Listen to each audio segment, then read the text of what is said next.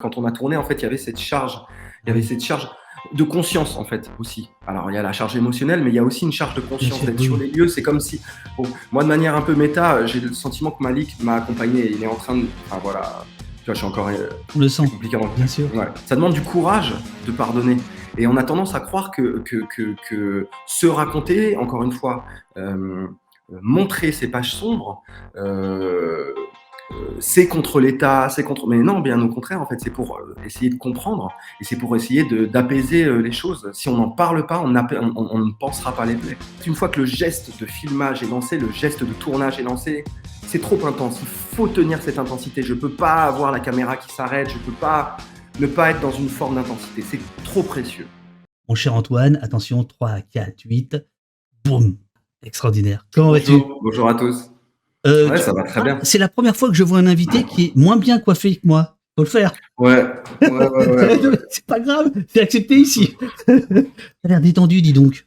Depuis que je te Ouais, connais, je t'ai jamais vu comme ça. Qu'est-ce qui se passe? non, C'est le succès? bah, Le succès, non. le succès calme? Qu'est-ce qui se passe, monsieur? Dites-nous votre secret.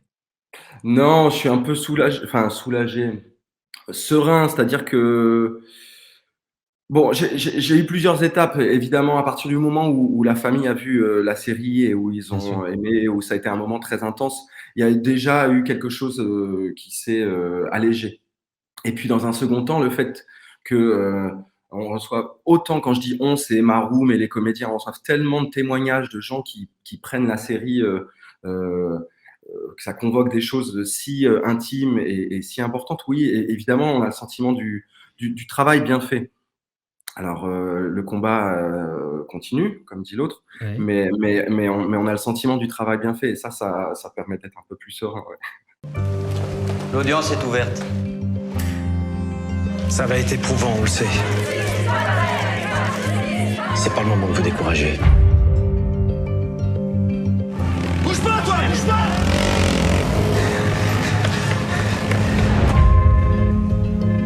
La vérité, c'est qu'il y a des gens qui nous en veulent d'oser réclamer justice. Et ils veulent tout faire pour nous en empêcher. On doit rester unis. Malik Oussekine. L'affaire risque de prendre une ampleur sans précédent.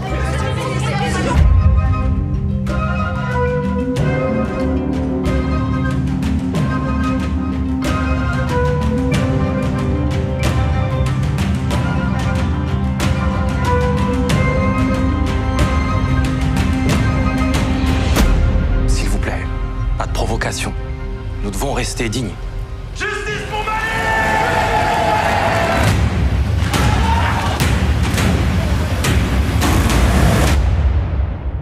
T'as 40 ans, donc tu n'es pas là.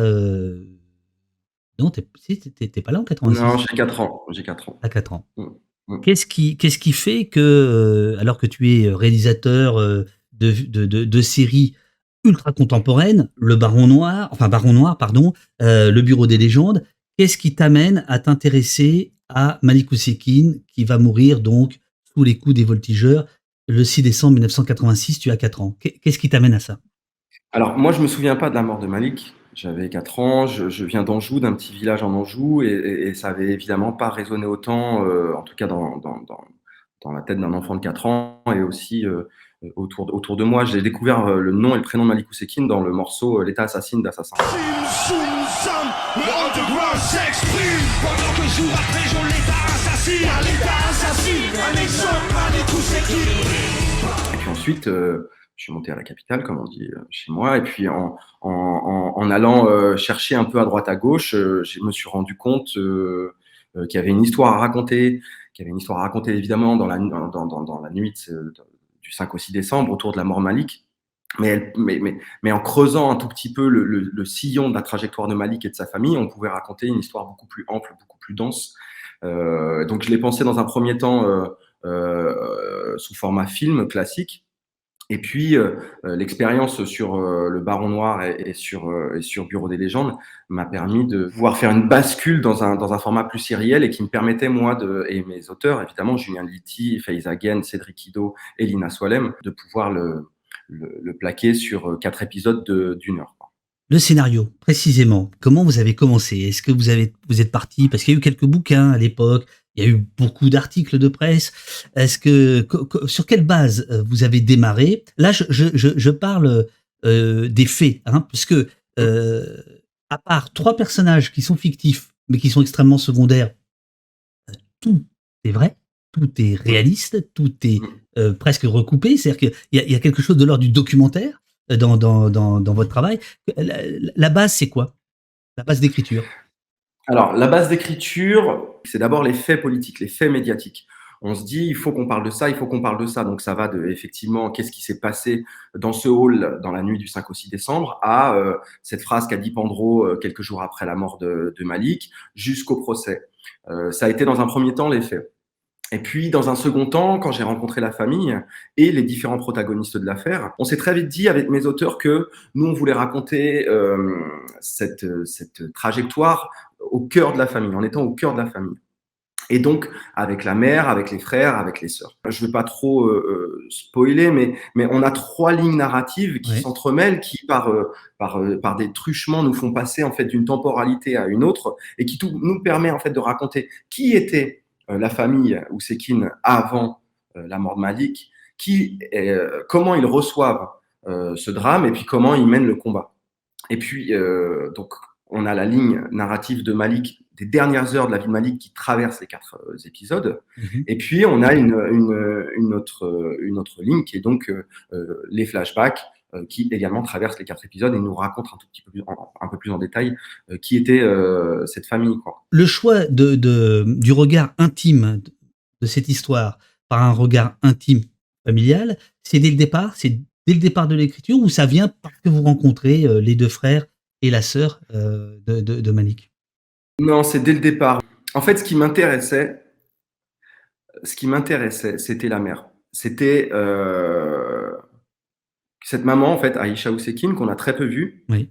Et comment elle a reçu, en fait, la mort de son dernier fils. Et donc, par conséquent, comment les frères et sœurs l'ont reçu. Mais au final, c'était ça qui m'intéressait. C'était vraiment comment une famille se retrouve confrontée à une machine politique, médiatique, et à qui on enlève le deuil, finalement. Parce que c'est ça qui s'est passé avec la famille Ousekine et avec Aïcha Ousekine. C'est qu'on lui a empêché, en plus de perdre son enfant, on lui a empêché un deuil. Donc voilà, ça c'était très clair, très très clair dès le début. Et puis après, on savait très bien qu'il fallait avoir une ligne omnisciente, c'est-à-dire une ligne politique, médiatique, pour raconter évidemment l'ampleur de ce fait de société, mais également la machine qui se met en place, quoi. Ces 3 lignes de temps dont tu parlais, on ne va pas trop creuser. Est-ce que c'est justement le format sériel qui te le permet plus qu'un film d'1 heure et demie, 2 heures, où il faut condenser encore plus, ou pas? Je crois oui, parce qu'on avait même une autre ligne à l'intérieur de nos lignes qui était plus une ligne médiatique, mais qui ne tenait pas en fait dans le format 4 épisodes. Et indéniablement, le fait d'avoir 4 heures, de la possibilité de déployer notre récit sur 4 heures, ça permet de raconter un peu plus en profondeur. Voilà, les combats, le combat judiciaire, le combat sociétal, mais également en fait les combats intimes. Et ça, c'était très important d'être aussi précis à un endroit qu'un autre du récit. Et effectivement, les 4 heures de film nous permettent de déployer ça plus facilement. Cela dit, il y a une critique sous-jacente, du monde médiatique tout du long. Il y a notamment, alors ça, c'est très peu retenu, mais il y a le rôle plus que trouble, on va dire, du journal Minute, journal d'extrême droite, qui apparaît, et pas uniquement. Il y a notamment cette scène qui marque beaucoup les esprits, qui est celle de Mitterrand, où on est en plein, en fait, dans une opération de médiatique, en réalité. C'est ça, c'est-à-dire que, bon, Malik meurt le 6 décembre. De ce qu'on sait, c'est qu'autour du 7 décembre, il y a un bruit qui court comme quoi Jacques Chirac, qui est donc le Premier ministre, souhaite rendre visite à la famille. Et donc, Mitterrand, apprenant ça, le contourne par sa gauche. Comment avez-vous trouvé la famille? Je vous dirai simplement ces quelques mots. J'ai voulu apporter à cette famille en deuil le témoignage de la nation et lui dire personnellement ma peine devant ce grand malheur. Alors évidemment, on peut y voir une manipulation, on peut aussi y voir quelque chose de très sincère de la part du président. J'ai cru comprendre qu'il avait été particulièrement touché, parce que j'ai rencontré des personnes qui étaient à ses côtés, qu'il avait été particulièrement touché par la mort de Malik. Mais évidemment, il y a en ligne de mire 88, c'est-à-dire l'élection présidentielle, et on est en cohabitation à cette époque-là, une cohabitation qui se passe pas extrêmement bien, un gouvernement très droitier, et on peut tout à fait imaginer que le président Mitterrand, à ce moment-là, a en ligne de mire 88, à peine un an et demi après, quoi. Est-ce que c'est pas ça aussi qui fait que Disney vous a dit oui, dans le sens où, à travers une vision extrêmement intime, vous faites de ce drame, qui est un drame national en France, en fait une histoire universelle? Très sincèrement, avec Disney, ça a été tellement simple. Nous, on n'a même pas eu j'ai même pas eu à poser de conditions sur la manière dont je voulais raconter Ousekine. Je leur ai dit, en fait, c'est ça, le prisme, c'est le prisme de l'intime. Ouais. Et on va élargir à certains moments, mais à aucun moment, Disney n'est intervenu pour dire, ça serait bien de changer les noms, ou ça serait bien. À aucun moment, il y a eu une intervention pour d'un côté ou de l'autre, pour dire non, on ne raconte pas ça, ou racontez plutôt ça, parce que nous, à l'international, Disney, on a besoin de raconter ça. Pas du tout. Ça a été vraiment une collaboration, un accompagnement. Ils ont été vraiment super, quoi. En passant par l'intime, tu arrives à raconter cette histoire, finalement, je pense qu'elle peut parler au monde entier, parce que la série est sortie le même jour, dans combien de pays? Un truc de dingue. 146. 146 pays. Donc il y a 146 pays qui d'un coup ont découvert Malik Ousekine il y a quelques jours. Ça, c'est ça. Et ça, je trouve ça, en fait, qu'on arrive enfin à raconter notre histoire. Et qu'on arrive enfin, que ça soit pas que un modèle états-unien finalement, mais qu'on ait un modèle français. C'est une production française réalisée, créée et écrite par des Français. Alors même si le diffuseur est international et c'est Disney, ça reste vraiment un film, enfin 4 films français. Et qu'on puisse enfin se retourner sur notre passé, raconter notre histoire frontalement, et le raconter au monde, ça, je trouve ça vraiment, vraiment bien. Évidemment, tu n'es pas responsable de ça du tout, loin, pas du tout, au contraire. Mais comment tu expliques que jamais la télévision française ne s'est penchée sur Malik Ousekine? Ils se sont certainement dit que ça intéressait peu de gens. Alors voilà, il y a la partie politique, c'est-à-dire que nous, on n'a protégé personne, ni, j'ai envie de dire, évidemment, pas la police, mais la famille, on l'a raconté tel que tout ça s'est passé. Mais la politique aussi. On n'a pas fait de vision, on n'a pas de vision géographique finalement de l'histoire. On la raconte telle qu'elle s'est passée. Et peut-être qu'il y a eu des craintes de la part de certains diffuseurs, mais encore une fois, j'en ai aucune idée, et je n'ai même pas eu écho de potentiels diffuseurs qui avaient souhaité à un moment donné raconter cette histoire. Il y a une crainte peut-être tout simplement de réveiller, parce que je crois qu'en France on a un peu un problème, on se dit on a un problème à se tourner donc vers les histoires, les pages un peu sombres de notre histoire, en se disant en fait ça va réveiller des rancœurs, et donc ça va attiser la haine, alors que moi je pense que c'est tout le contraire. Je pense qu'il faut au contraire se raconter pour apaiser. Enfin, il faut ressentir pour comprendre, éventuellement pardonner. Ça demande du courage de pardonner. Et on a tendance à croire que se raconter, encore une fois, montrer ces pages sombres, c'est contre l'État, mais non, bien au contraire, en fait, c'est pour essayer de comprendre, et c'est pour essayer d'apaiser les choses. Si on n'en parle pas, on ne pansera pas les plaies. Il y a Lady Burger qui est dans le chat. Lady Burger, c'est, pour que tu saches, Antoine, c'est Mélanie, c'est mon amie Mélanie, et cette travailleuse sociale dans Un pays qui se tient sage, qui est au milieu du film, qui décline la violence de l'État. L'État français est violent. Leur dire leurs réformes, elles sont violentes. La réponse, elle est violente. Quand notre très cher président dit qu'il n'y a rien d'irréparable dans ce qui a été fait aux Gilets jaunes, c'est pas violent. Voilà, et donc je l'embrasse, je sais qu'elle a été extrêmement touchée par la série, donc ce qui montre, voilà, que ça traverse les mots. Nous sommes au mois de juin de l'année dernière, et tu as eu la gentillesse de me dire, oh bah tiens, viens au tournage. Je les découvre avec vous, les images. Voilà, donc ça c'est les motos des voltigeurs, et là nous sommes au 20 rue Monsieur le Prince, c'est-à-dire nous sommes sur les lieux mêmes où s'est passé ce dont on est en train de parler.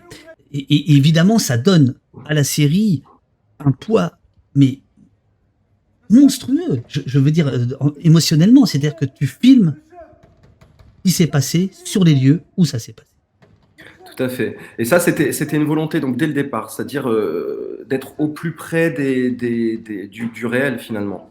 Donc le 20 rue Monsieur le Prince, donc on a tourné effectivement réellement dans ce hall, mais également Octobre 61, Meudon. On a tourné tout ça sur les lieux vraiment où les choses sont passées. Et ça a évidemment chargé, je savais que ça allait charger évidemment émotionnellement. On était aussi d'accord pour dire que même si ça allait être compliqué, parce que c'était extrêmement compliqué. Enfin, David, je te fais l'impasse sur parce que c'est finalement assez technique, mais ça a été extrêmement compliqué de tourner dans cette rue là que vous voyez. On n'a pas lâché, et il s'avère que tu étais là, David, quand on a tourné. En fait, il y avait cette charge, de conscience en fait aussi. Alors il y a la charge émotionnelle, mais il y a aussi une charge de conscience d'être sur les lieux. C'est comme si, moi de manière un peu méta, j'ai le sentiment que Malik m'a accompagné. Il est en train de, enfin voilà, tu vois, je suis encore. On le sent, bien sûr. Ouais. On est deux camarades. Et en fait, tu vois, il m'a accompagné sur toute la trajectoire. Et en fait, d'avoir été dans tous ces lieux qu'il a lui traversé, ça a forcément nourri fortement. Alors le jeu des comédiens, mais également la manière dont je posais ma caméra. Donc en fait, pour moi, c'était indispensable. Thierry Godard, Richard Samut et Mathieu Lucci, qui jouent les trois policiers, eux également étaient évidemment très empreints du lieu et de ce qui s'est réellement passé ce soir-là, ce soir du 5 au 6 décembre. Le tribunal, moi je souhaitais absolument tourner dans le tribunal où s'était passé également le procès. On est dans le tribunal. Mais voilà, ça amène alors ça transpire. Il y a, je trouve, une très très belle remarque dans le chat. On te dit finalement, tu filmes cette reconstitution qui n'a jamais eu lieu, réellement. Alors il y a une reconstitution. Elle fait partie de la série, mais c'est une reconstitution qui n'a de nom que, enfin, qui n'a de reconstitution que le nom. Et non, je trouve ça très beau ce que dit le chat. Finalement, le cinéma va faire cette reconstitution. On va faire cette reconstitution. On va vraiment montrer en fait ce qui s'est effectivement réellement passé sur les lieux du crime. Et ce que je disais, c'est, je pense, ça transpirait sur le plateau, oui. Et je crois que ça transpire aussi à l'écran. Voilà, cette espèce de volonté d'être au plus près du réel, mais parce que, encore une fois, on se le devait pour Malik et pour la famille, on se le devait, quoi. C'était un moment absolument, c'était pour moi absolument inoubliable. Et en plus, tu m'as fait ce cadeau-là. C'est beau. Voilà. Voilà, je suis avec l'équipe. Mélanie te demande, il y a une autre scène absolument incroyable du fait qu'elle a été filmée là où ça s'est passé. C'est le 17 octobre 61. Il y a à peu près 200 Algériens qui vont mourir dans la scène. Et vous arrivez à filmer un des ponts où ça s'est passé. D'une part, est-ce que la famille Ousekine a vraiment participé à cette manifestation du 17 octobre 61 et comment ça s'est passé ce tournage-là? L'oncle, toute la famille était très engagée dans ce mouvement d'indépendance d'Algérie et ils étaient effectivement alors avec Mohamed dans la marche du 17 octobre 61. Une famille très très très très engagée. Faiza Guène avait déjà eu l'envie, le désir de raconter ce moment d'histoire, ce chapitre important d'histoire. Et il y a évidemment une sorte d'atavisme, d'héritage de la violence policière. Moi, je crois beaucoup aux blessures transgénérationnelles, à ce qui touche la chair et ce qu'on transmet plus ou moins consciemment de génération en génération. Et le 17 octobre 61, c'est pas l'alpha des violences policières, mais en tout cas, c'est une étape forte. Et donc voilà, quand on a appris que la famille Ousekine participait à cette marche, bon voilà, le lien s'est fait assez naturellement, j'ai envie de dire, quoi. Et donc le tournage, c'était pareil, c'était d'une grande intensité. Cette scène où effectivement on balance des Algériens dans la scène, que moi je voulais réellement filmer. C'est-à-dire que je voulais pas de VFX. Je voulais pas d'effets. Je voulais pas d'effets. Et donc, avec Olivier Fornara, mon cascadeur, on s'est posé la question. Je voulais vraiment raconter montrer cette violence et montrer ce que c'est le poids d'un homme ou d'une femme qui tombe dans la Seine. Et je crois, moi, aux effets réels. J'aime beaucoup les VFX, mais je crois au réel. Donc voilà, ça a été très, très compliqué en termes d'autorisation, t'imagines, à plein d'endroits, de pouvoir faire cette scène. Et donc, on a tourné ça pendant 5-6 heures. Et c'était hyper émouvant. Le plus jeune corps retrouvé le 17 octobre 61, c'est une jeune fille de 14 ans. Donc, c'était des hommes, c'était des femmes, mais c'était aussi des enfants. Ce sentiment, encore une fois, de montrer à nouveau une page assez méconnue quand même, ce crime d'État. Bien sûr. Encore assez méconnu, sans être dans la pédagogie, avec toute l'humilité du monde, mais de pouvoir dire en fait, oui, ça c'est réellement comme ça. Non, mais si tu veux, ce qui est incroyable, c'est que en octobre dernier, pour les 50 ans, la marche a dû s'arrêter place du Châtelet. On n'a pas eu l'autorisation d'aller jusqu'au pont. Et donc là, on voit que la police ne veut pas qu'on aille sur le pont. Un immense bravo à l'équipe de production d'avoir réussi à dire à monsieur Didier Lallemand, ce serait bien de laisser filmer un petit peu. Ça a été vraiment fastidieux, hein. Ça a pris des mois et des mois, quoi. Mais on a eu l'autorisation de tourner le jour de la manifestation devant l'Assemblée nationale au soutien de la police.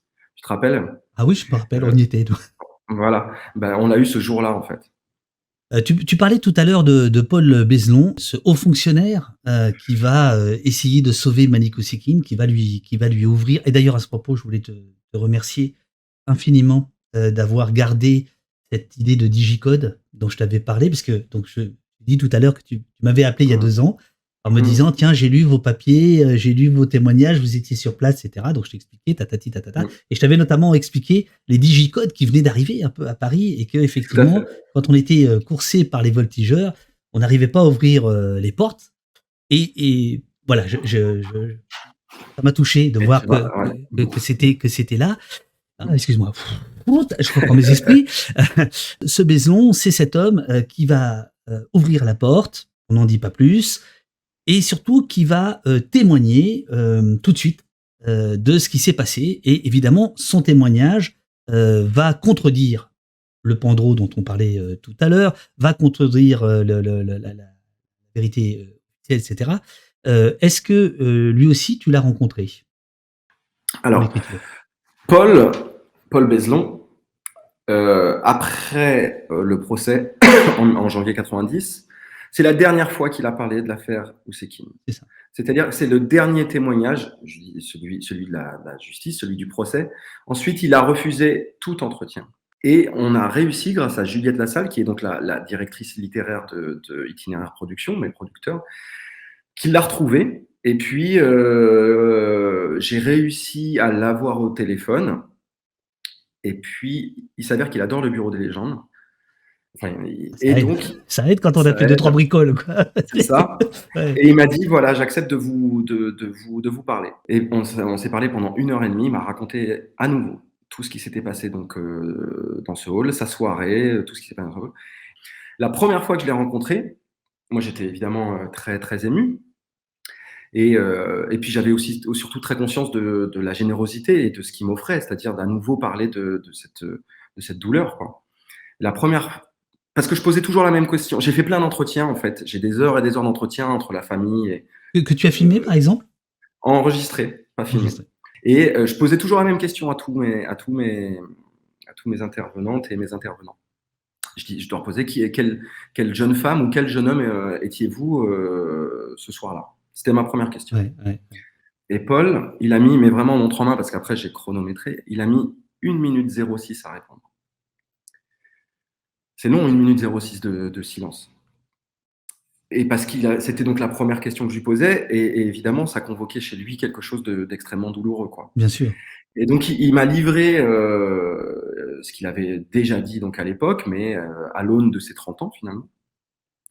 Et puis, on s'est revus 2 fois, 3 fois, et puis, voilà, il m'a donné de plus en plus de détails. En tout cas, il a accompagné, et encore une fois, on est devenu assez proches, on se parle assez régulièrement. Mais c'était un vrai cadeau pour moi d'avoir Paul Bezelon dans le process d'écriture, quoi, dans le process de fabrication. Ce que m'a livré Paul, c'était, mais de la même manière que ce que m'a livré finalement Georges Kiechman ou évidemment la famille ou d'autres personnes autour de l'histoire, Patrick Écolan qui était le médecin réanimateur qui a essayé de réanimer Malik dans le hall. Toutes ces personnes-là qu'on a pu rencontrer nous ont donné leur bénédiction d'une certaine manière. De raconter cette histoire et de la raconter avec ce que eux nous offraient dans les entretiens qu'on faisait, quoi. Est-ce que c'était pour toi une nécessité parce que tu voulais t'approcher le plus près possible de la vérité humaine, ou est-ce que c'était aussi une nécessité en termes moral, en te disant je fais un film sur quelqu'un qui est vraiment mort pour de vrai, c'est pas du sang, enfin je vais mettre du sang de cinéma, mais en réalité ça parle de sang, et donc je me dois d'être raccord avec son entourage. Est-ce que c'est une question morale ou pas? Parce que certains réalisateurs peuvent très bien dire non, l'histoire n'appartient pas aux proches, elle appartient à tout le monde, je fais ce que j'en veux.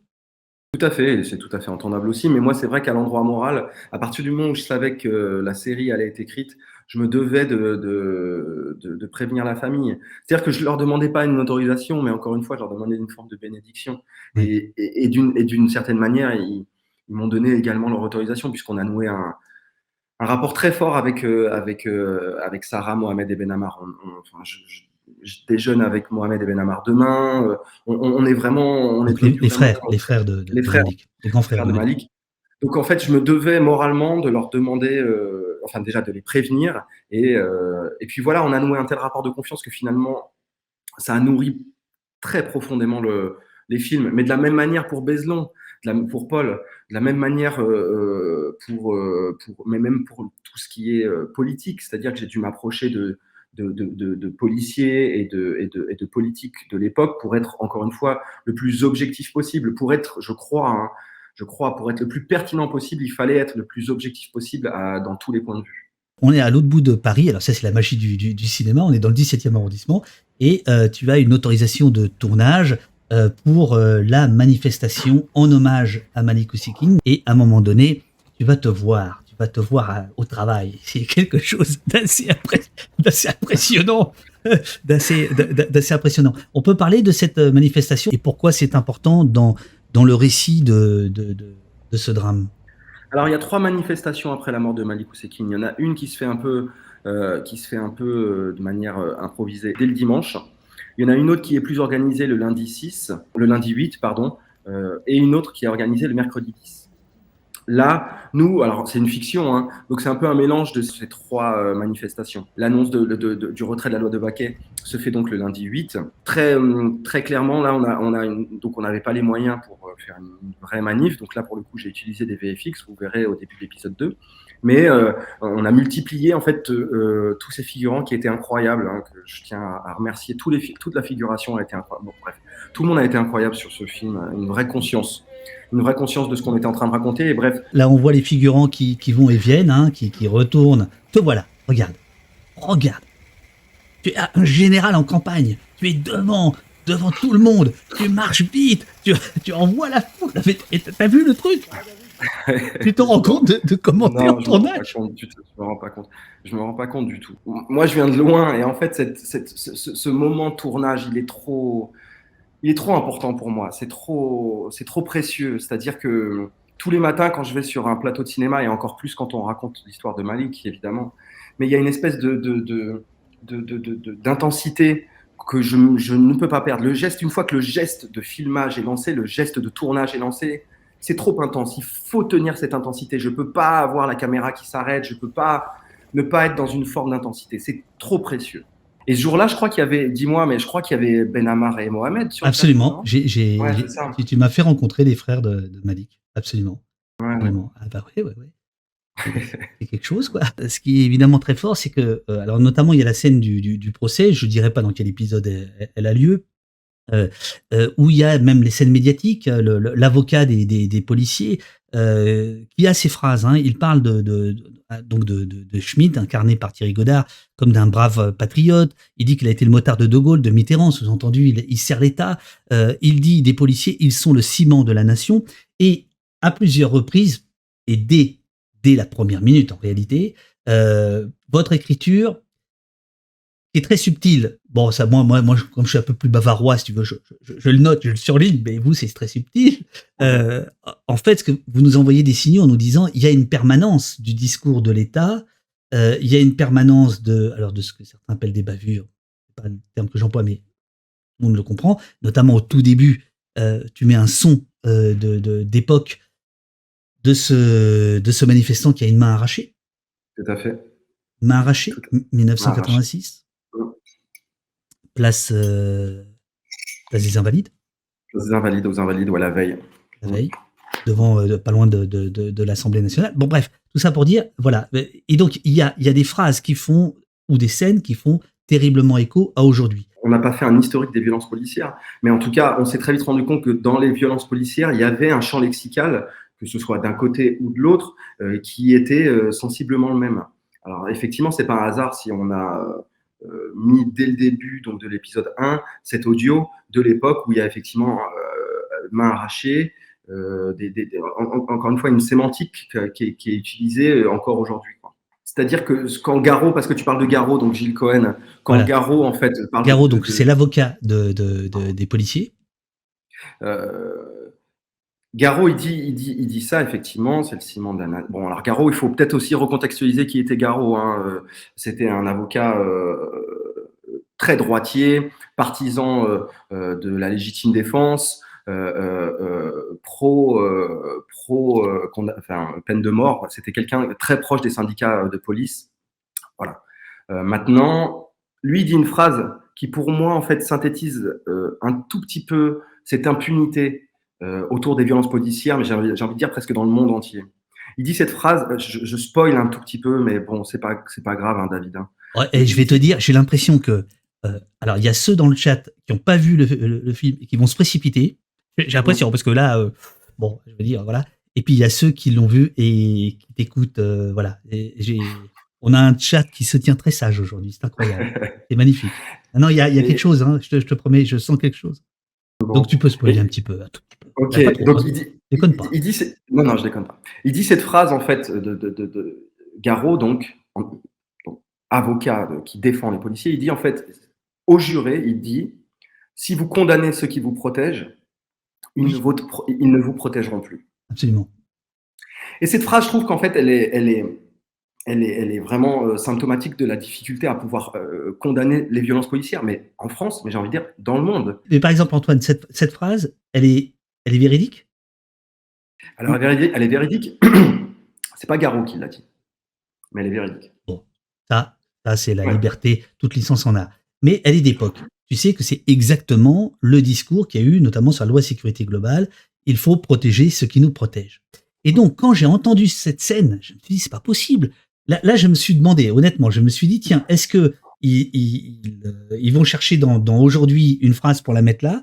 Non, tu es en train de nous dire que cette phrase, elle a été prononcée à l'époque. Elle a été prononcée à l'époque, et surtout, encore une fois, elle a été prononcée à nouveau autour de la mort de Macomet. C'est une phrase qui revient tout le temps, et tu te rappelles évidemment, il y a quelques années, je crois que c'était il y a 2-3 ans, il y a 2 ans, en fait, quand des policiers se sont retrouvés devant la maison de la radio et ont posé les armes. Bien sûr. Tu te rappelles de cet épisode en disant, oui, en fait, désormais, allez-y.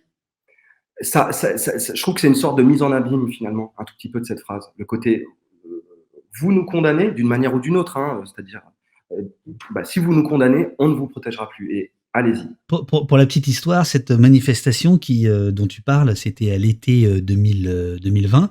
Elle faisait suite à d'autres. Hein. Ça s'est arrêté quand ils sont allés devant le Bataclan, parce que là, les gens ont dit vous abusez quand même.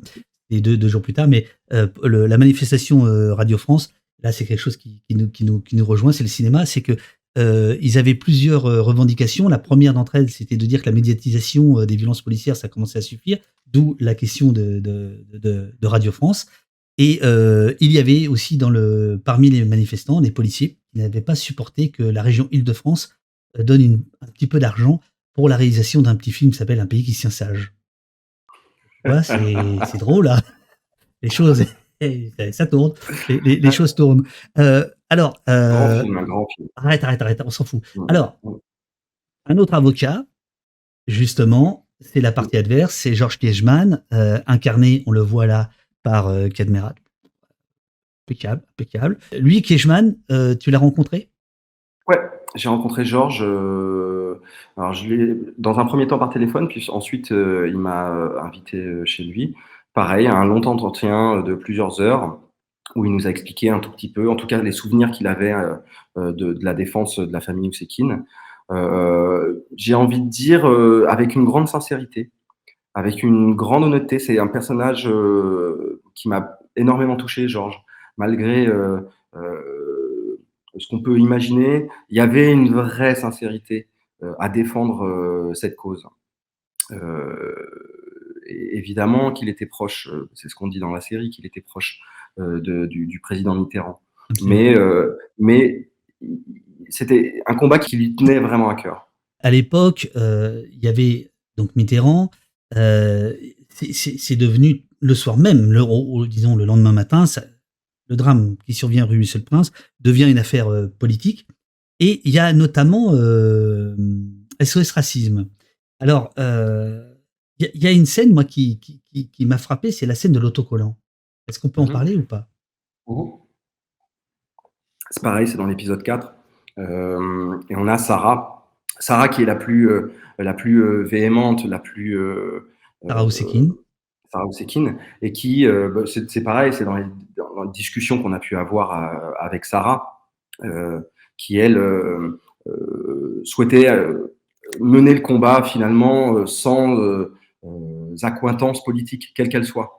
Et donc effectivement, alors SOS Racisme a fait le travail à l'époque qu'il estimait juste, mais elle, dès cette époque-là, ne souhaitait pas être récupérée entre guillemets par SOS Racisme, mais c'est sa trajectoire à elle. Voilà, Sarah, elle est à droite là sur le. C'est Mona Soilem, ouais. Voilà, celle qui incarne Sarah. Mais c'est là, je trouve vraiment la force du cinéma, c'est-à-dire en un geste, vous évoquez, vous laissez entendre, voilà, qu'il y a eu déjà à l'époque une discussion autour de SOS Racisme, dont aujourd'hui on dit avec facilité, quoi. Enfin, je veux dire facilement. Facilité. Bon, voilà, que c'était quand même le sous-marin du PS et tatati tatater. Et là, juste voilà, il y a une forme de, voilà, en quelques secondes, on comprend qu'il y a un enjeu qui dépasse.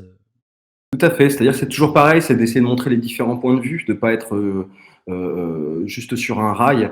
Il y avait différents points de vue autour de l'affaire Oussekine, mais également autour des SOS Racisme, et le point de vue de Sarah et celui-ci, quoi. Et pour le coup, ils ont été extrêmement présents, même lors du verdict. Ils se sont retrouvés tous devant le tribunal, et SOS Racisme a vraiment été moteur dans la contestation. Malgré tout, certaines personnes n'étaient déjà pas en accord avec leur point de vue. Le chat te demande comment ont réagi les autorités, les syndicats de police notamment, ou les autorités administratives. Depuis la sortie ? Oui, depuis la sortie. Ouais. Tu connais ça 1000 fois mieux que moi. Hein. On se fait. Alors les syndicats, pour l'instant, j'ai rien eu de la part des syndicats. Voilà, un tout petit peu avant, étonnamment, un tout petit peu avant, mais depuis rien. Et puis après, des insultes, mais classiques sur Twitter ou ailleurs. Voilà, on se fait beaucoup insulter, ouais. Sur quelle base? Vous êtes des mauvais Français? Vous êtes Oui, tu vois, ces termes que je comprends pas, moi, tu sais, wokiste, islamo-gauchiste, enfin des termes que je n'arrive pas vraiment à, mais sans mauvaise volonté, hein, vraiment, hein, mais que je ne comprends pas. Oh merde, on va pas finir là-dessus. Comment on pourrait finir?